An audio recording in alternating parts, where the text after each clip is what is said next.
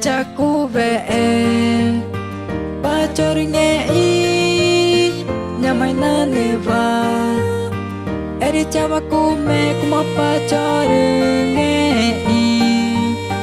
chonu na nge chanya kuma ne ta kuma chama tchorü gu chi ngu chonu na nge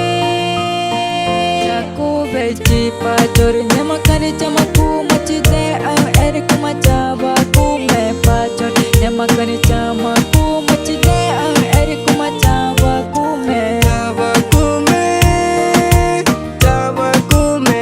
nyama kani chama kuma chi de ang eri chawa kume pa tchorü tchorü ma ari tai ruki tchorü inu ari tai ruki nyana neva Kurchi Ezequi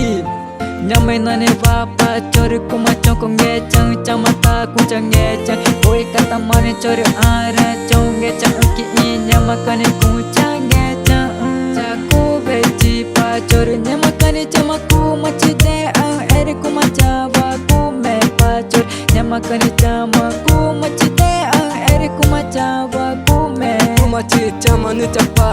nyama kuri inu chona tai kuma nyama kuri pa chir chona tai tchorü ma na tai ne kuma chi chama no re ja chama mare kuri chauka ki o kuma re chon na kuri pa chir chon ku tai ne kuma pa tchorü kuma choko vaigu da tchorü mane pora kana tai eri mari na chango nyama nge pora ku chama chana vechi nyama kani chama nyuma kuma chi de eri kuma ri chawa kume nyama kani chama kuta vachanye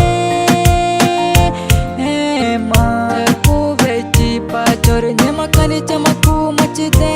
eri kuma chawa kume pa tchorü nyama kani chama kuma chi de eri kuma chawa kume chawa kume pa tchorü eri koi kata mani nyamai na neva chonko nge chang kumari tchorü ma wa kunyema ne kuma kuma nyetai kutawa nyama nama chama na kuchi uri na va ne mare eri koi kata mani nyamai na neva tchorü omki